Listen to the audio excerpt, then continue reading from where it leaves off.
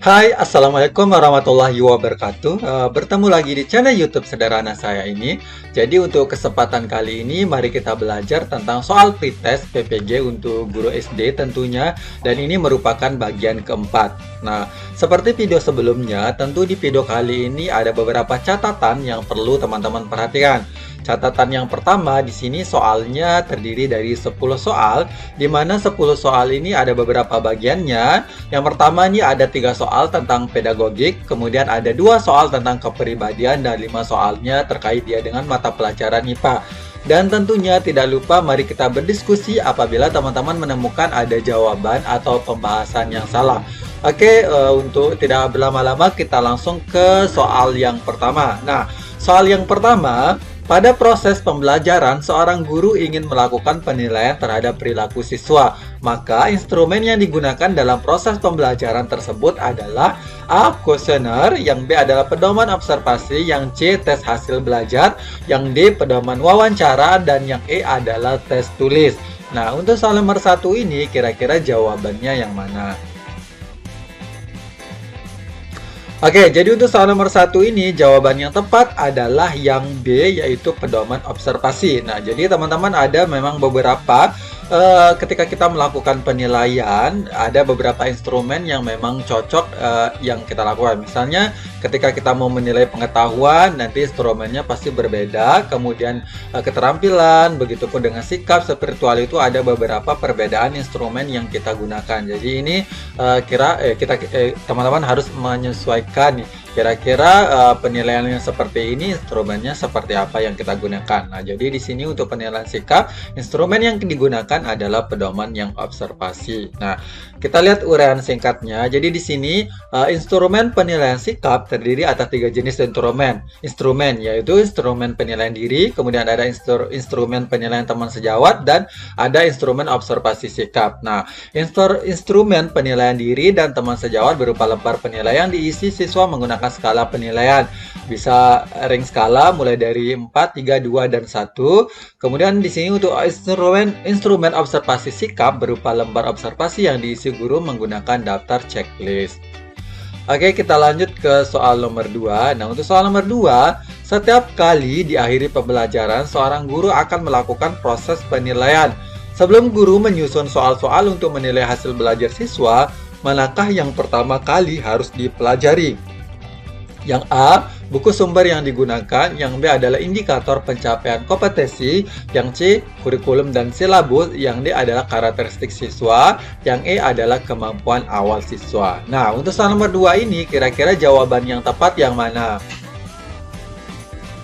Oke, jadi untuk soal nomor 2 ini, yang tepat jawabannya adalah yang B, yaitu indikator pencapaian kompetensi. Nah, jadi kita lihat uraiannya nih. Menurut standar proses pada Peraturan Menteri Pendidikan Nasional Nomor 41 Tahun 2007, indikator pencapaian kompetensi adalah perilaku yang dapat diukur atau diobservasi untuk menunjukkan ketercapaian kompetensi dasar tertentu yang menjadi acuan penilaian mata pelajaran.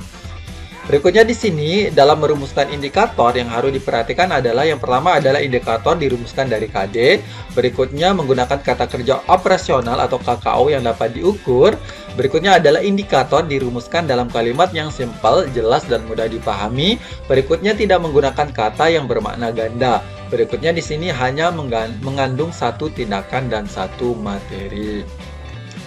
Oke, kita lanjut ke soal nomor 3. Setiap materi pembelajaran memiliki tingkat kesukaran yang bervariasi. Untuk memudahkan siswa memahami materi yang memiliki tingkat kesukaran tinggi, guru sering memanfaatkan media pembelajaran.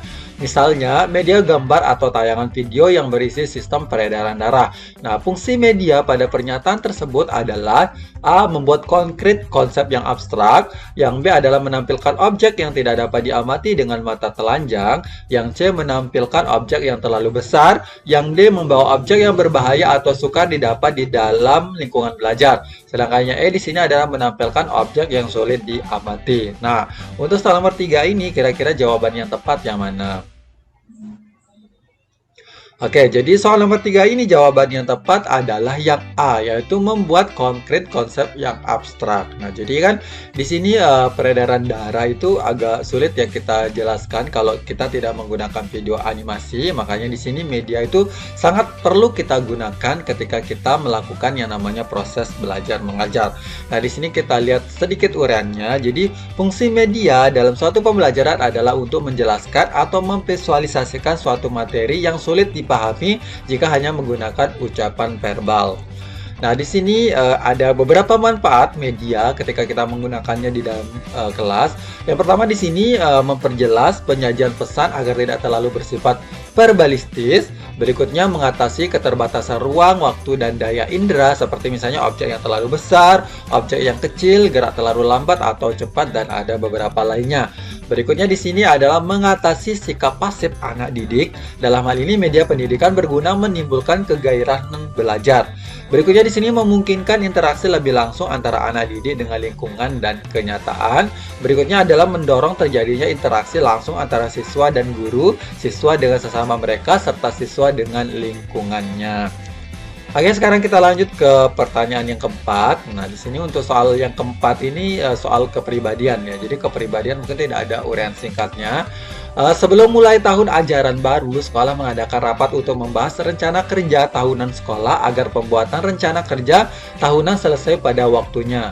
Nah, saran Anda adalah A. Memberikan saran apabila diminta. Yang B. Bersikap pasif karena hal tersebut bukan tanggung jawab saya. Yang C. Mengusulkan pembagian pembahasan dalam kelompok kecil. Yang D. Menyerahkan tugas kepada kepala sekolah dan wakilnya. Yang E. Terlihat aktif dalam tim serta berkontribusi dalam memberikan saran yang sesuai. Nah, sekarang untuk soal nomor 4 ini jawaban yang tepat yang mana? Oke, jadi untuk soal nomor 4 ini jawaban yang tepat adalah yang E. Oke, kita berlanjut ke soal nomor 5. Seorang guru mendapatkan tugas untuk mendampingi siswa mengikuti suatu perlombaan.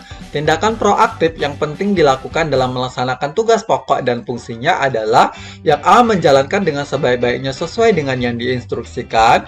Yang B. Hanya menjalankan sebisanya karena tugas itu tidak sesuai dengan minat dan bidang kompetensinya. Yang C. Dengan sedikit terpaksa menjalankan karena seharusnya guru lain yang memiliki beban tugas lebih rendah yang melaksanakan tugas tersebut. Sedangkan yang D. Menjalankan sebaik mungkin yang dimampu, termasuk memantau kepercayaan diri dan kesejahteraan siswa yang didampingi.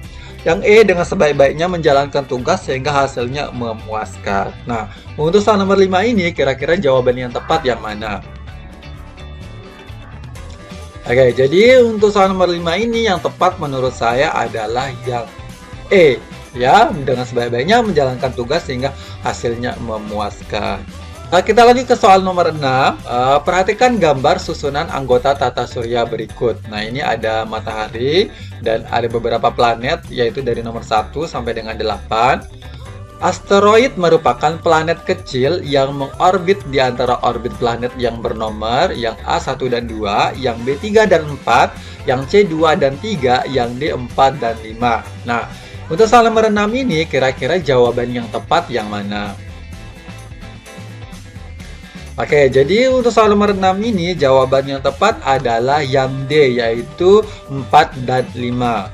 Sekarang kita lihat nih uraian singkatnya. Jadi kita lihat nih dulu. Matahari kita urut nomor 1 sampai 8. Ada Merkurius, Venus, Bumi, Mars, Jupiter, Saturnus, Uranus, dan Neptunus. Berikutnya di sini asteroid adalah benda berbatu yang berputar mengelilingi matahari. Ia juga disebut sebagai planetoid atau planet minor, namun ukurannya terlalu kecil untuk disebut planet. Terdapat jutaan asteroid dengan ukuran yang sangat beragam. Berikutnya, asteroid mengorbit di antara orbit planet Mars dan Jupiter. Jadi nomor 4 dan nomor 5. Oke, sekarang kita lanjut ke soal nomor 7. Nah, untuk soal nomor 7, komet merupakan benda langit yang memiliki ekor. Ketika bergerak mendekati matahari melalui orbitnya, ekornya selalu bertambah. A panjang, arah mendekati matahari. Yang B panjang, arah menjauhi matahari. Yang C pendek, arah menjauhi matahari. Sedangkan yang D adalah pendek, arah mendekati matahari. Nah, untuk soal nomor 7 ini, kira-kira jawaban yang tepat yang mana? Oke, jadi untuk soal nomor 7 ini jawaban yang tepat adalah yang B, yaitu panjang arah menjauhi matahari. Nah, kita lihat nih uraian singkatnya. Komet yaitu sama dengan bintang berekor. Ekor komet selalu menjauhi matahari. Ketika mendekati matahari, ekornya bertambah panjang, dan ketika menjauhi matahari, ekornya semakin pendek. Oke, kita lanjut ke soal nomor 8. Perhatikan fenomena alam berikut. Yang pertama ini terjadi perubahan musim, yang kedua pergantian siang dan malam, yang tiga perubahan rasi bintang yang tampak di langit, yang keempat adalah perbedaan lamanya siang dan malam, yang kelima gerak benda langit dari timur ke barat. Nah, fenomena alam yang disebabkan oleh revolusi bumi adalah yang A 1, 2, dan 3, yang B 1, 2, dan 4, yang C 1, 3, dan 4, sedangkan yang D adalah 3, 4, dan 5. Nah, untuk soal nomor 8 ini kira-kira jawaban yang tepat yang mana? Oh ya, jadi untuk soal nomor 8 ini jawaban yang tepat adalah yang C, yaitu 1, 3, dan 4. Oh ya, sekarang kita lihat nih uraian singkatnya. Di sini uraian singkatnya, revolusi bumi adalah pergerakan bumi mengelilingi matahari. Kala revolusi bumi 365,25 hari. Revolusi bumi menyebabkan beberapa fenomena alam antara lain terjadinya perubahan musim, kemudian perbedaan lamanya siang dengan malam, kemudian gerak semu tahunan matahari, dan perubahan rasi bintang yang tampak di langit. Oke, kita lanjut ke soal nomor 9. Perhatikan pernyataan-pernyataan berikut. Yang pertama nih merupakan satelit bumi, yang kedua memancarkan cahayanya sendiri, yang ketiga mempunyai skala rotasi dan skala revolusi yang sama, yang empat makin jauh jaraknya dari matahari, skala revolusinya makin besar. Nah, yang merupakan ciri-ciri bulan adalah A 1 dan 2, yang B 2 dan 3, yang C adalah 1 dan 3, sedangkan yang D adalah 3 dan 4. Nah, untuk soal nomor 9 ini kira-kira jawaban yang tepat yang mana? Oke, jadi nomor 9 ini jawaban yang tepat adalah yang C, yaitu 1 dan 3. Oke, sekarang kita lihat uraian singkatnya. Di sini uraian singkatnya, bulan merupakan satelit yang dimiliki oleh bumi. Cahaya yang dipancarkannya merupakan pantulan dari cahaya matahari. Bulan memiliki skala rotasi dan skala revolusi yang sama. Oke, sekarang kita lanjut ke soal nomor 10. Perhatikan sifat benda langit berikut. Yang pertama nih ada lintasannya sangat lonjong. Yang kedua lintasannya berada di antara planet Mars dan Jupiter. Yang ketiga dilihat dari bumi tampak seperti bintang berpindah. Yang keempat adalah ketika memasuki atmosfer bumi terbakar dan berpijar. Nah, sifat yang dimiliki meteor ditunjukkan oleh sifat nomor A 1 dan 2, yang B 2 dan 3, yang C 1 dan 3, yang D 3 dan 4. Nah, untuk soal nomor 10 ini kira-kira jawaban yang tepat yang mana? Oke, untuk soal nomor 10 jawaban yang tepat adalah yang D, yaitu 3 dan 4. Nah, sekarang kita lihat uraian singkatnya. Uraian singkatnya, meteor adalah benda langit yang bergerak berterbangan tidak beraturan. Benda-benda tersebut mungkin berasal dari serpihan asteroid, serpihan ekor komet, atau pecahan benda-benda langit lain. Karena mendapat pengaruh gaya gravitasi bumi, serpihan-serpihan benda langit tersebut bergerak melesat ke arah bumi dan terbakar karena gesekan dengan atmosfer. Timbullah nyala terlihat seperti bintang beralih.